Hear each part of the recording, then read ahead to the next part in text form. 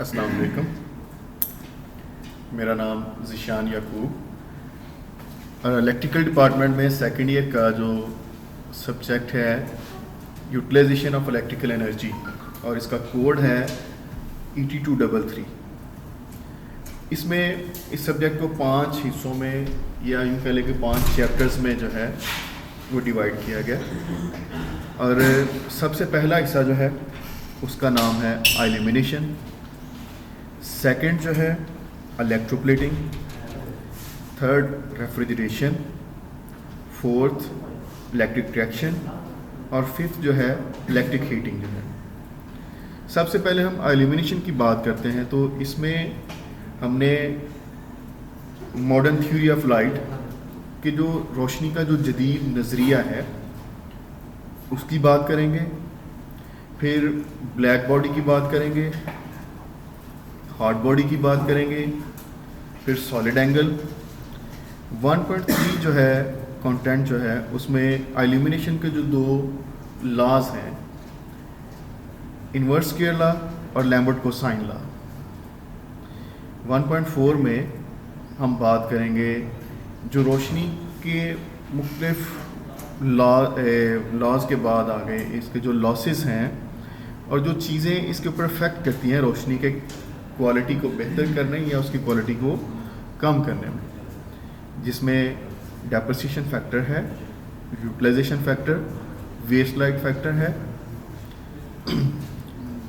Different जो lighting scheme और उनके डिज़ाइंस हैं, लैंप्स हैं डिफरेंट किस्म के, शेड्स हैं, रिफ्लेक्टर्स हैं।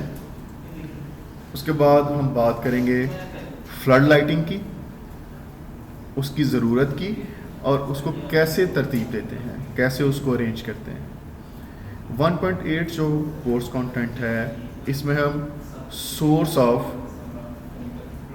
लाइट है जिसमें नेचुरल और आर्टिफिशियल सोर्सेज जो है उनकी बात करेंगे।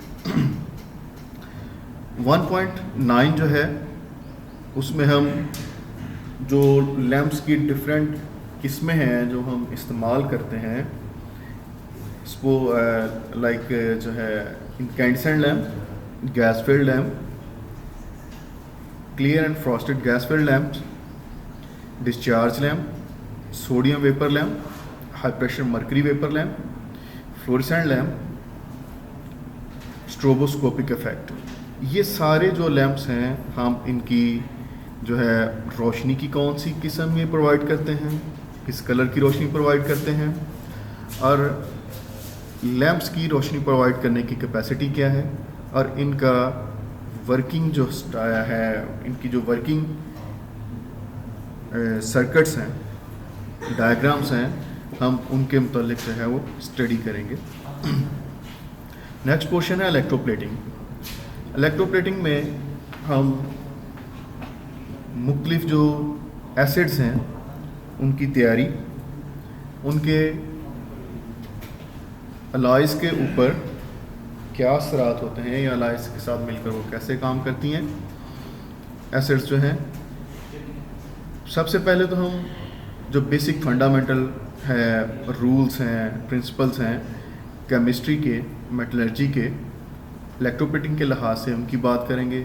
फिर इलेक्ट्रोप्लेटिंग का जो इंट्रोडक्शन है, फिर हम कोर्स कंटेंट नंबर 2.3 जो है उसमें मेटल्स की प्रॉपर्टीज़, एसिड्स की, अल्कलीज की और न्यूट्रलाइजेशन जो है। फिर हम फैराडेज के जो इलेक्ट्रोलाइसिस के लॉ है उनकी बात करेंगे। फिर इलेक्ट्रोलाइटिक सेल, इलेक्ट्रोड्स, इलेक्ट्रोलाइट्स और पोलराइजेशन की बात करेंगे। फिर हम जो पहले मैंने जिक्र किया कि हम डिफरेंट जो एसिड्स हैं उनकी तैयारी और उनकी जो फिज़िकल प्रॉपर्टीज़ और उनकी केमिकल प्रॉपर्टीज़ है उनकी बात करेंगे, जिसमें H2SO4 है, HNO3 है, HCl है, एक्वर्जिया है। फिर 2.7 जो कोर्स कंटेंट है उसमें हम साल्ट्स जो इस्तेमाल होते हैं इलेक्ट्रोप्लेटिंग में, अल्कलीज जो हैं जो इलेक्ट्रोप्लेटिंग में इस्तेमाल हो रही हैं, फिर इलेक्ट्रोप्लेटिंग प्लांट की हम बात करेंगे, इलेक्ट्रोप्लेटिंग टैंक की बात करेंगे, फिर हम इलेक्ट्रिकल सप्लाई सिस्टम जो है उसके ऊपर बात करेंगे। Rheostatic current control in electroplating process जो है उसको डिस्कस करेंगे। जो ऑब्जेक्ट जिसको हमने इलेक्ट्रोप्लेट करना है हम उसकी क्लीनिंग मैकेनिकली और केमिकली किस तरह से करेंगे। फिर उसमें से जो है चंद एक जो है मेटल्स जो हैं उनका जिक्र है, जिस तरह से कॉपर, सिल्वर, उनकी प्लेटिंग जो है। करंट डेंसिटीज़ की हम बात करेंगे कि कितनी जो है हम थिकनेस की इलेक्ट्रोप्लेटिंग करना चाहते हैं तो उसके लिए करंट जो है वो हमें कितनी देनी है। फिर एक इलेक्ट्रोप्लेटिंग शॉप जो है उसको डिज़ाइन करना, उसकी प्लानिंग करना जो है। फिर इसके बाद आ जाता है रेफ्रिजरेशन, जब उसका पोर्शन आ जाता है। तो रेफ्रिजरेशन वाले पोर्शन में हम जो कोर्स नंबर कंटेंट नंबर जो है कोर्स के 3.1 से शुरू हो रहा है, इसमें हम सबसे पहले बात करेंगे, इंट्रोडक्शन होगा रेफ्रिजरेशन का, एयर कंडीशनिंग का,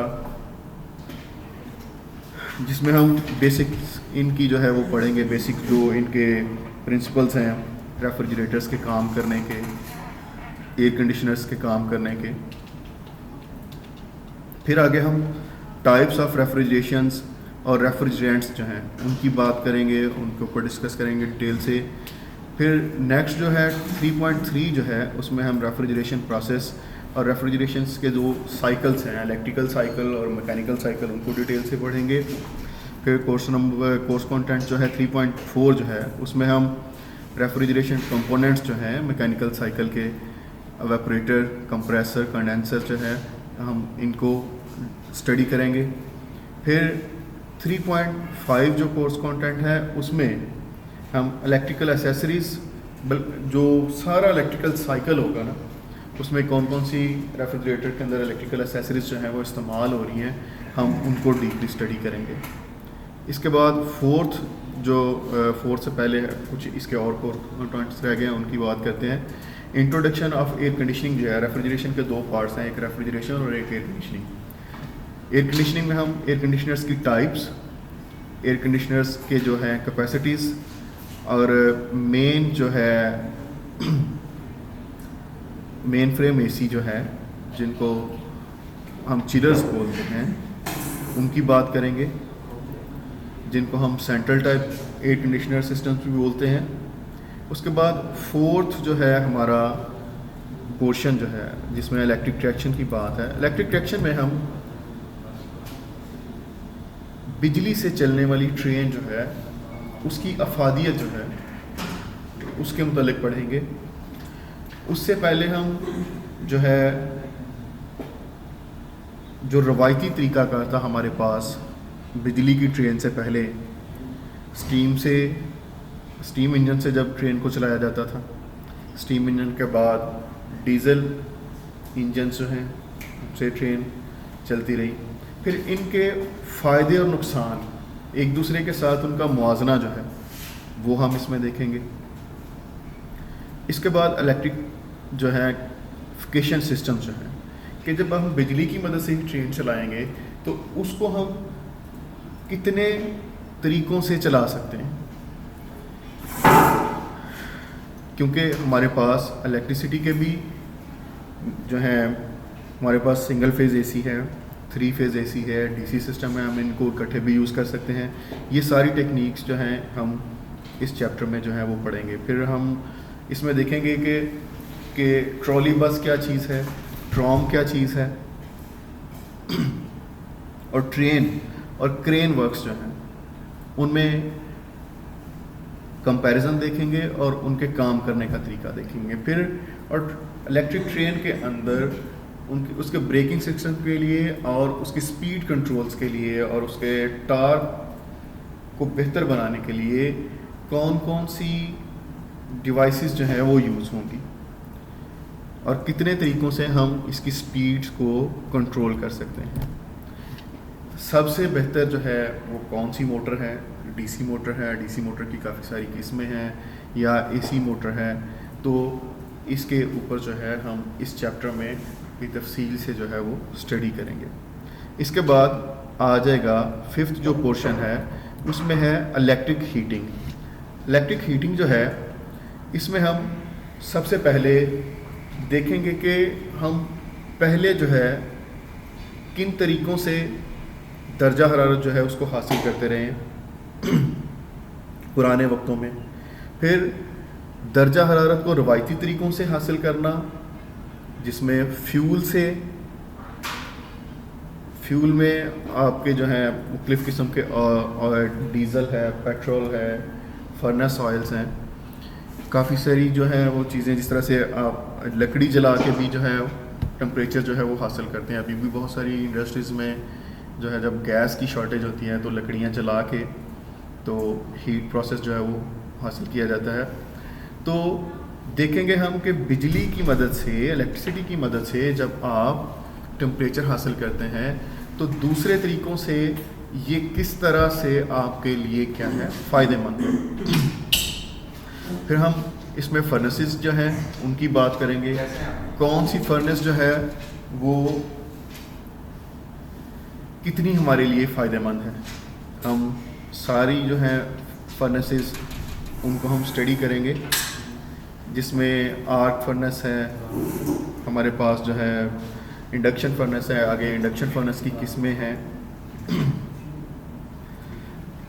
इंफ्रारेड रेडिएशन जो है, रेजिस्टेंस हीटिंग जो है, ठीक है, हाई फ्रिक्वेंसी हीटिंग, इन सारे तरीक़ों को हम चैप्टर नंबर 5 जो है या 5th जो पोर्शन है उसमें डिस्कस करेंगे। इसके बाद जो है एंड पे हम जो 5.9 है कोर्स कंटेंट जो है, जिसमें हम स्पॉट वेल्डिंग जो है हमारे इंडस्ट्रीज़ में बहुत ज़्यादा यूज़ हो रही है। जिस तरह से कार बनाने वाली इंडस्ट्रीज़ हैं, वॉशिंग मशीन, और इस तरह से बहुत सी इंडस्ट्रीज़ हैं जिनमें स्पॉट वेल्डिंग यूज़ होती है। तो आखिरी जो हमारा कोर्स कंटेंट होगा वो होगा स्पॉट वेल्डिंग। बाकी हम इसके जो नेक्स्ट लेक्चर्स के साथ दोबारा जो है मिलते हैं।